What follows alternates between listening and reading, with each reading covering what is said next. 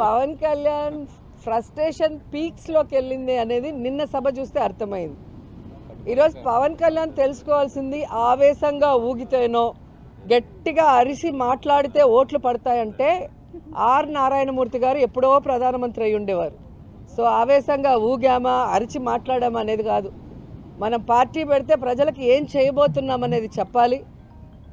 ఆ అధికారంలో వచ్చే క్రమంలో ప్రతిపక్ష నాయకుడిగా ఏం చేశాము అనేది ఇక్కడ ప్రజలందరూ కూడా గమనిస్తారు. పార్టీ పెట్టి ఎన్నేళ్ళయింది? దాదాపుగా జగన్ గారు పార్టీ పెట్టిన దానికి పవన్ కళ్యాణ్ పార్టీ పెట్టిన దానికి 1 ఇయర్ తేడా ఉంటుంది అంతే. మరి ఈరోజు జగన్మోహన్ రెడ్డి గారు 151 సీట్లతో తిరుగులేని ముఖ్యమంత్రిగా ప్రజల ఆశీస్సులతో ఎలా అయ్యాడు? ఊరికే అయిపోలేదుగా. మరి నువ్వు కనీసం 2 చోట్ల నించుంటే 2 చోట్ల కూడా ఎమ్మెల్యేగా గెలవలేకపోయావు అంటే అర్థం చేసుకోవాలి. ఈరోజు సిగ్గుచేటు ఏంటంటే ఒక పార్టీ ప్రెసిడెంట్గా ఉండి 24 సీట్లకే పరిమితం అయిపోయి మళ్ళీ క్యాడర్ని తిడతాడు. మనకెక్కడుందయ్యా బూత్ కమిటీలు? మనకెక్కడుందయ్యా మండల కమిటీలు? ఎవరండి డిజైన్ చేయాలి? మండల కమిటీలను ఎవరు ఏర్పాటు చేయాలి? బూత్ కమిటీలను ఎవరు ఏర్పాటు చేయాలి? పార్టీ ప్రెసిడెంట్ చేయాలి. నువ్వు పార్టీ ప్రెసిడెంట్ అని పేరుకే తప్ప ఏ రోజైనా పార్టీ నిర్మాణ పనులు చేసావా? నీ తప్పును ఈరోజు కార్యకర్తల మీద జన సైనికుల మీద రుద్దాలని నీ ఫ్రస్ట్రేషన్ని చూపించడం అనేది సిగ్గుచేటు. ఈరోజు ముష్టి 30 సీట్లు కూడా తెచ్చుకోలేని నువ్వు నిన్న జగనన్ననే అతపాతాలానికి తొక్కుతానంటున్నావు. నువ్వు చంద్రబాబు నాయుడు దగ్గర ఊడిగం చేస్తూ ఈరోజు అధపాతాలానికి వెళ్ళావు అనేది నిన్న మీటింగ్తో స్పష్టంగా అర్థమైపోయింది.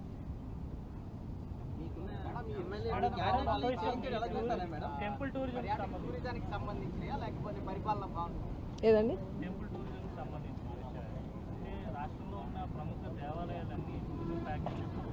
అవునండి, ఆల్రెడీ తిరుమలకి అదే కదా చెప్పాను. ఈరోజు ఆంధ్రప్రదేశ్లో టూరిజంలో 3rd ప్లేస్ వచ్చాము అంటే తిరుమల తిరుపతి దేవస్థానానికి పర్యాటకులు అధికంగా రావటం, అన్ని ఫెసిలిటీస్ తిరుమలకు ఉండటం వల్ల. సో అదే క్రమాన్ని రాష్ట్రమంతా కూడా ఉండే ముఖ్యమైన టెంపుల్స్ అన్నిటినీ కూడా ఆ విధంగానే పర్యాటకులు వచ్చే విధంగా ఈరోజు ఈ ప్యాకేజెస్ అనేది డిజైన్ చేయడం జరిగింది. అంతకుముందు ఆ సీజన్లో అంటే కార్తీక మాసం వచ్చినప్పుడు పంచారామాలు కానీ అలా ఏ మాసంలో ఆ మాసం సంబంధించిన టెంపుల్స్ని చేస్తూ వచ్చాం. అలా కాకుండా ఎవ్రీడే ఈ రోజు నుంచి కంటిన్యూస్గా ఉండే విధంగా రాష్ట్రంలో ఉన్న అన్ని పర్యాటక ప్లేసెస్తో పాటు ముఖ్యంగా ఆధ్యాత్మికంగా ఉన్న టెంపుల్స్ అన్నిటినీ కూడా భక్తులు దర్శించుకునే విధంగా చేయాలి అని చెప్పి ఈరోజు ఓపెన్ చేయడం జరిగింది.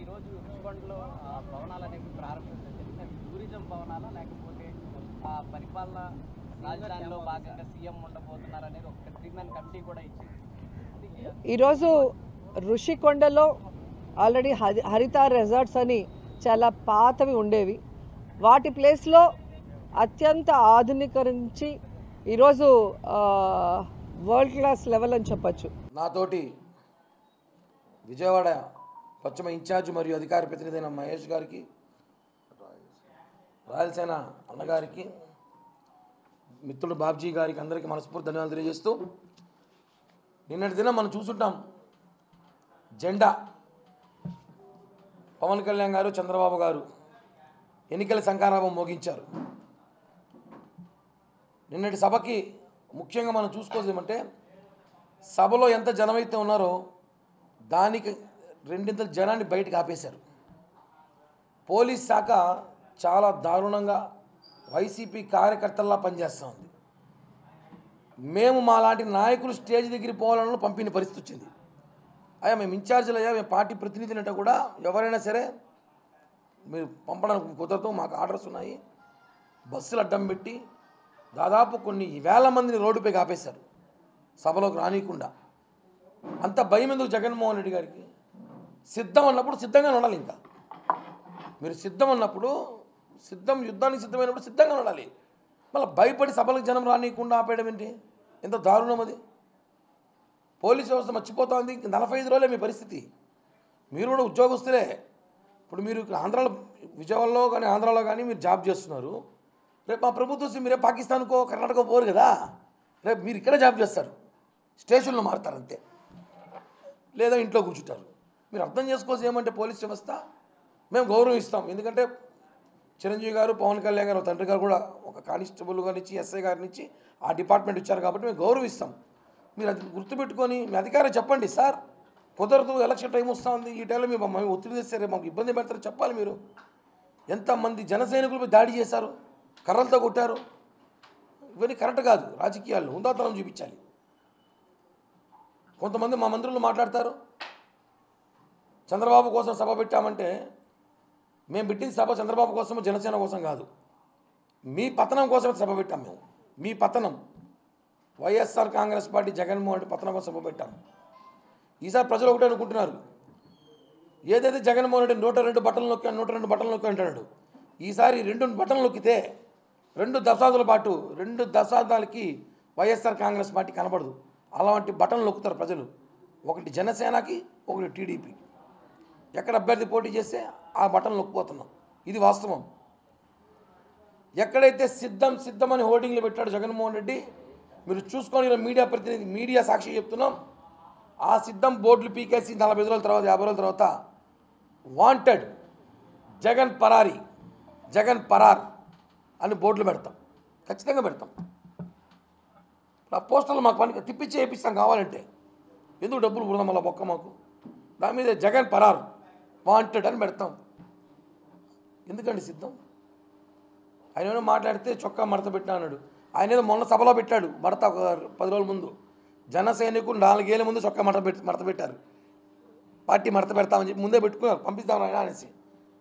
పవన్ కళ్యాణ్ గారిని ఇష్టం వచ్చినట్టు మీ నాయకులతో మాట్లాడించాం కాదు, నిన్ను అంత తిట్టాముగా. 4వ పెళ్ళామని చెప్పి ఇంత బహిరంగంగా పవన్ కళ్యాణ్ గారు చెప్పితే కూడా మళ్ళీ మీ నాయకులతో మాట్లాడించింది. ఈరోజు ఆయన ముందు మీ అందరికీ తెలిసి ఉంటుంది, మాకందరికి బాగా ఇష్టమైన మంత్రి మా అవ్వ రోజా గారు, ఆయన ఏదో ప్యాలెస్ ఓపెన్ చేస్తూ ఉంది. మేము అడుగుతున్నాం ఈరోజు, ఆ ప్యాలెస్ ఎవరి కోసం కట్టారు?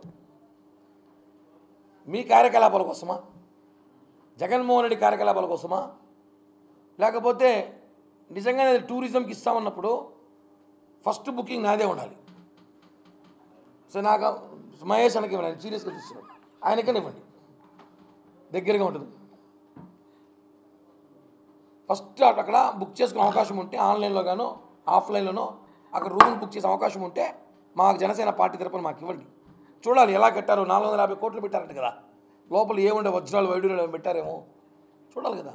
జగన్మోహన్ రెడ్డి రేపు అక్కడ షిఫ్ట్ అవ్వడానికి ఇప్పుడు వెళితే జనం తరుముకుంటారని చెప్పి దాని ఓపెనింగ్ కూడా పోయి భయపడి, ఓపెనింగ్ పోవడానికి కూడా భయపడి ఈరోజైనా కొత్తగా దెబ్బలు తినారులే అని చెప్పి మా అవ్వని ఇంకొకరు పంపిస్తున్నారు, కొత్తగా కొట్టినారులే అనేసి. కాబట్టి ఇటువంటివన్నీ ప్రజలు చూస్తున్నారు. రాజధాని దిక్కు లేదు, ఇష్టం వచ్చినట్టు మాట్లాడుతున్నారు. మేము చెప్తున్నాం కదా, ఖచ్చితంగా రేపు రాబోయే రోజుల్లో 130 నుంచి 140 స్థానాల్లో జనసేన టీడీపీ కూటమి గెలవబోతోంది. జగన్మోహన్ రెడ్డి ఓడిపోవడం తథ్యం. ఈ విషయాన్ని గుర్తుపెట్టుకోవాలి.